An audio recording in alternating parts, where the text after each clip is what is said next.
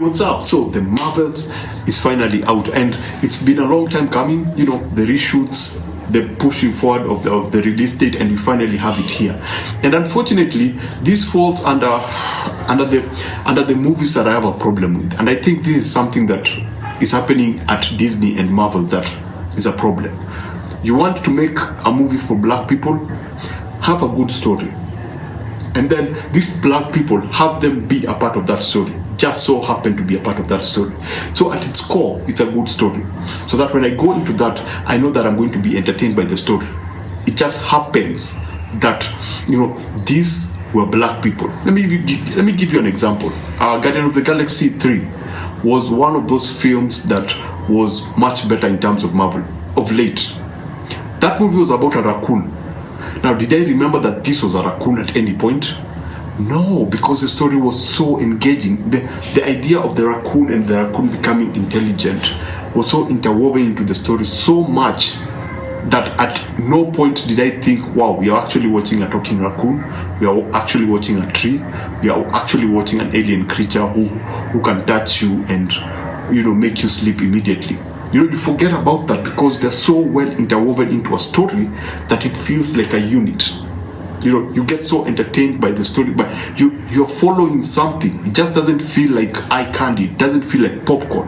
It doesn't feel like a shell. It doesn't feel like it lacks a core. And that, for me, was the biggest problem with this particular movie. It feels like it doesn't have a core. Actually, it feels like four things. So you have a revenge story. You have a story of a person trying to save her planet. You have someone who is coming into terms with the consequences of her action because of what she did in the past. Her past is coming to, affect her during this particular period. And then you have the director's vision. All of this, and then you have the studios, whatever, needs to make a feel-good, all-female movie that nothing happens, nothing goes wrong, everything becomes good at the end of it all. You have all those five things trying to push the story in its own direction. So what you get is a very convoluted, visually pleasing production. I mean visually pleasing because the cinematography is fantastic. It's actually, I had more time, I had fun with just how the movie looked than what was actually going on. Because the color use, the scope, because they make you understand scale. They play around with scale in such a way that it just makes you kind of understand what's up. Okay, I'm an artist, so when I see a very good use of scale, especially in relation to people, I usually appreciate it. Whatever I saw here is what I saw with Ahsoka in terms of just that scale play where you have like super big things and super small things, and then they put the super small things next to the super big things, and then now you get an idea of how big something is. That I loved about the movie. I love the color use. I love how the characters look when they illuminate. It's pretty cool. It looks cool, but outside that, it's still a shell because there's no story. You see, it has all those four things trying to look for attention, and then you can actually see the director sometimes jump in and jump out. You can see the Marvel formula pull away the director and put in its own thing, and then you see the director come back and then pulls, and you're like, this is a mess, man. This is a mess. The potential is there. Here's the thing. This movie is going to make a lot of money. And you know why? Because of the credit scene, and because it's the most formulaic of the Marvel formula movies. It's so it's a quintessential Marvel formula, but lacking that phase 1, phase 2, phase 3 ingredient. It's everything that was wrong with the multiverse of madness times 2. They go like it's like one of the most manufactured film of a processed films that you'll ever see. What do I mean by that? Remember your favorite bakery. When it was small before many people knew it, when you were like, they had like a small room and it was like 15 customers every morning, and you used to get there and you used to get like one of the best breads or cupcakes or muffins ever. They had flavor, the bread was good, the bread was sweet. It was unlike anything else in the market, and you enjoyed it and you were like, oh my gosh, this is the best thing ever, and you couldn't go without the bread. And then with time, the little shop becomes big, and soon after a year or two, they build a huge factory, and now they're making bread for everyone. And now the sweet bread that you used to enjoy turns into water, wheat, sugar, and yeast. It's as basic as any other bread. So this is what has happened with this movie. There was potential in making a great movie. For example, if they got rid of Monica Rambeau and Kamala Khan. Yes, I know Kamala Khan was one of the best part about this movie, but if it was a Captain Marvel movie alone, it would have been far more interesting, because the story sometimes I could actually watch this and see her story and then see all these other characters intervene and just break it apart, just dilute Captain Marvel's story. Because the whole thing, actually the base of this story is Captain Marvel, looking back at the consequences of her action. There's a lot that is tied into the events of the first Captain Marvel story, with the villain, with Monica Rambeau. Anyway, let's stop with the ranting and look at it from a very logical and a rational point of view. Number one, what was actually good about this movie? Number one was the visuals. I've talked about it, I've explained. Number two was Kamala Khan. I think she's the only person who felt natural in this film. Kamala Khan reminds me of Peter Parker and Spider-Man, that dynamic. She is present, she reacts, and she reacts to everything the way a normal person would react to everything. And so when she's all this superhero, whatever, when you see her turn into that superhero element, you kind of want to go, yeah, do it. You kind of go support her. You kind of want to see her win, because you know the person. Whether you've seen the Miss Marvel show on TV, or whether you've never seen it, or whether you're seeing this for the first time, this is the only character who has a personality in this movie. Personality, I mean that you understand from the opening, you understand the kind of character this character is. But Monica Rambeau and Captain Marvel is much better than the first one. Monica Rambeau, I can see her struggling, because, allow me to rant a bit, Disney generally have a problem with creating strong female characters.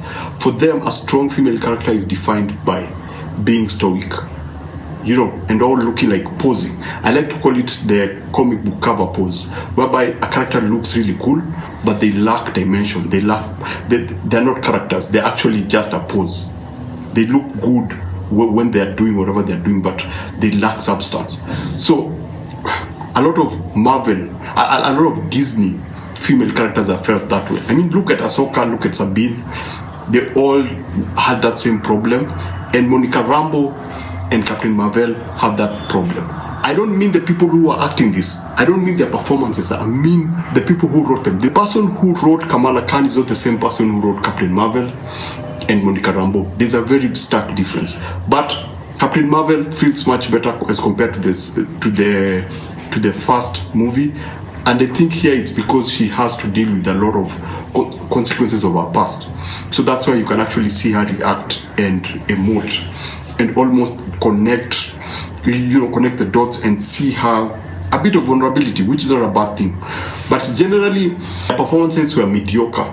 They were as basic as they come. And when I mention mediocre, I come to think that Marvel are in such a place that they're taking their fans for granted so much that they have started to equate mediocrity with the female fans. I mean, everything that has a female character is not. It's like they sit down and say, we don't need to actually write very complex stories. This is for the girls. Let it be fun. Let everything be okay. It's the same problem that Black Widow had. It lacked a certain weight about it. It felt like it was carelessly written. It felt like it was written by AI. It lacked that human touch that humanizes all the characters. And so the villain, I can't go into the villain. There's nothing about the villain. I'm still talking about the good. So far, that's it. That was actually what I liked about the movie. It's just Kamala Khan and the visuals. What I did not like, the villain, there is no villain. And here's the thing. A villain makes a good movie. The Batman movies are kind of awesome because of the Joker. You understand? Hannibal Hector made the movie good. The High Evolutionary made Guardians of the Galaxy good, because sometimes a villain actually defines a movie.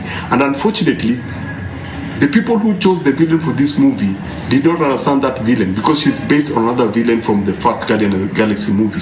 And the way that particular villain was in that movie, there was a reason for that, because he needed to be a contrast of Peter Quill. And here, they borrowed those characteristics and the abilities of that particular character and planted them on this character, yet there's no character who can actually reflect that apart from Kamala Khan. She's the only one who can actually be a contrast to that. But then the connection between the villain is between the villain and Captain Marvel. So they're two very similar people. It's only that one is a bad guy and the other one is a good guy. Do you understand what it means? It lacks that contrast of being one playing it straight, one being the comedian, one being the fun one and one playing it straight. That is what worked with the villain in the first Guardian of the Galaxy movie. But in this movie, it doesn't work. And plus, her motivation is so convoluted. It's so mixed up that at the end of the day, I'm asking myself, who is this again? What's the motivation here again? It's so convoluted yet so generic that it puzzles me that someone actually said yes to this. It still feels like it wasn't treated by human beings because it lacks dimension. It lacks even the look. There's just something off about it. Something that you look at and go like, wow, is this the best that they could do? Anyway, the other thing that I did not like was we have the cuts, and the way they are used, it felt more like a scene from a horror movie. It was terrifying. According to me, it made me uncomfortable. Yes, the idea made sense of them doing whatever they were doing so that they can be safe from whatever was happening, but it just felt uncomfortable looking at what they were doing because it felt clearly like a scene from a horror movie. Basically, that's it. I did not have a good time with this movie. I felt that they could have done better.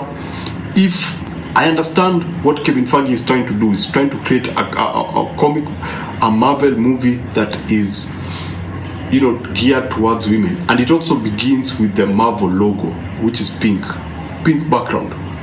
There's nothing wrong with that, Kevin Feige. There's nothing wrong with saying that I'm going to create a product. We are going to focus on creating products for a certain group of people. But this is a movie. You also need to understand your fans and understand what they like about Marvel movies.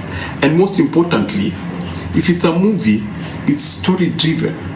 So if I'm looking at your movie and I can see diversity and I can see inclusion and I cannot see the story, there's a problem. If I cannot feel anything watching your product, there's a problem. This movie is equivalent to Charlie's Angel, the 2016, the new one, that had all the action, had all the quick cuttings, it had all the glam and the look, but it lacked substance, it lacked heart, it lacked what makes a good story a good story. You get? So if Kevin Feige, you're watching this, just go back to phase 1, phase 2, phase 3, look at all the movies that you did, remember the art of storytelling in a Marvel way. Remember what made your movies good. It wasn't just about Captain America and Iron Man. There was a story behind them. It wasn't about male or female. The reason those movies really worked well, Civil War worked well, it's because they had a story. You could easily know what was happening. The story, there's a A to Z. Here's where we begin, here's where we end. And still talking about characters. If you remember what made one Guardian of the Galaxy 1 very interesting, that movie was never supposed to work, but you know what worked? Peter Quill's opening. Immediately empathize with this character. You don't know what the character is going to be. You don't know which part of the movie this character is going to have to play within the overall arc, but you feel for that kid. And now every time there's music and he has to go back to get his tape, the director immediately makes you understand why some things are important and the impact of those things and the consequences of some of the things that they do. You don't see a lot of consequences in this movie. Let me give you an example. The MacGuffins are this bracelet thing, the thing that Kamala Khan has that can open space and time. And the bad guy tricks these people, and it's one of the most basic tricks ever. I saw what happened and I was like, wow, that was lazy. That was super extremely lazy. How can this be so basic? Basically, Captain Marvel and Kamala Khan were tricked by the bad guy. So there are these bracelets, the bad guy has one, so he needs to get the other one from Kamala Khan, and so she gets them. And then they're like, it's going to kill you. And then what happens? Whatever happens. You need to see the movie so that you can actually understand what happens. And then she loses the bracelets, and then Kamala Khan puts both of them on. Now we know that she's going to be okay, but do you know how interesting it would have been when either Monica Rambeau or Captain Marvel told her that she needed to put on the bracelets, having seen what they had done to the bad guy a few seconds ago? I thought that she was going to be uncomfortable about putting them on. I thought she'd be like, this thing just killed that person. Is it not going to kill me? Yeah, I know I'm going to be okay, but is this thing not going to kill me too? What do I have to do in order to control this and to tap into it without having that much power that can actually destroy me? But you don't see that. She actually puts it on and everything is okay. Everything is fine. How can that be fine? How can they not feel uncomfortable about the idea of that gun?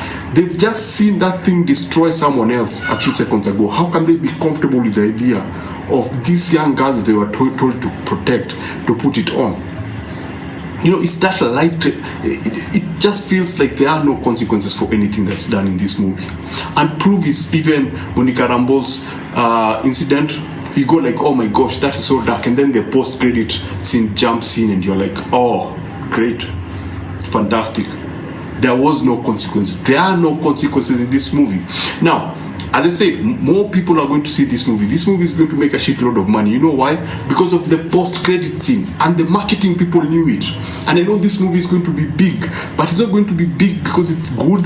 It's going to be big because of some just marketing tricks. That final end credit is supposed now to change everything about Marvel. It's changing the direction of Marvel, and more people are going to go into this film because of just that. And Marvel knew what they were doing. So basically that's it. I don't know if I was to give this out of 5. Let me just give you a score so that you can understand how I feel about this movie. I'll give this a 1.7 out of 5. Yeah, it's an insult to the fans. It's an insult to women generally. Yeah, if I had a daughter, a small daughter, I would take her to see this. But as a 15-year-old and above, this is not the kind of movie that they will enjoy. If it was made for kids, they could have just said, we are making a Marvel movie for small kids, for young girls, and it's not meant for grown-ups, because it just feels off. It just feels too light. It lacks a certain weight about it. It doesn't feel like a Marvel production. It feels like a Saturday morning cartoon. And there's nothing wrong with that, as long as it's well done. Even with the structure, even with the A to Z's, it just doesn't have that clear structure. Last Thor movie, look, it wasn't perfect. Was it called Gods and Thunder? It wasn't a good movie, I admit that, but at least it had a structure. It had a A to Z. Yes, everything else was wrong about it, but it's something that you could follow clearly and see some emotion and actually see the progression of events. With this movie, it's like this. At one point you feel like they're having the final action set piece and then it goes into something else, and so you're like, it's kind of everywhere. I just felt, oh my gosh.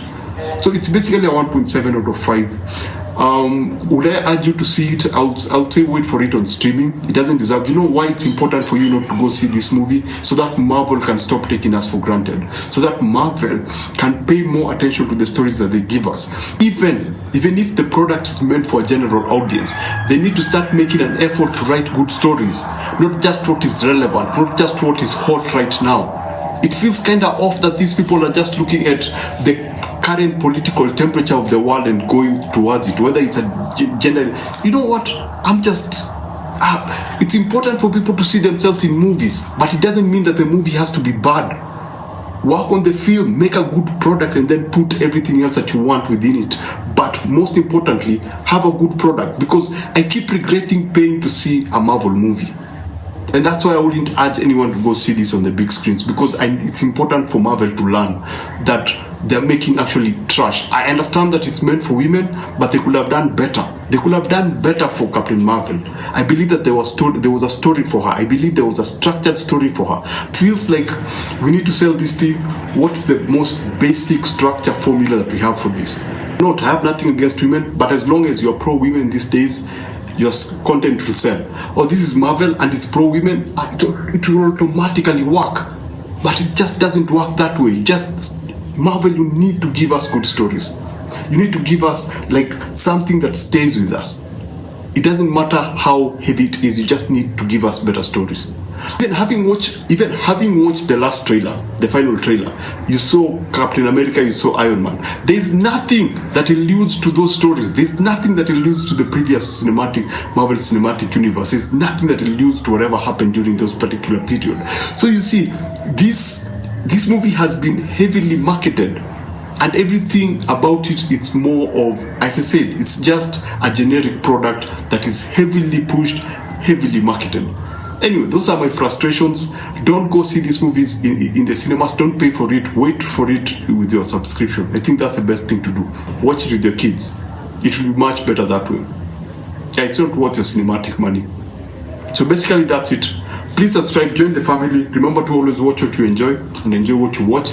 I shall see you on the next one.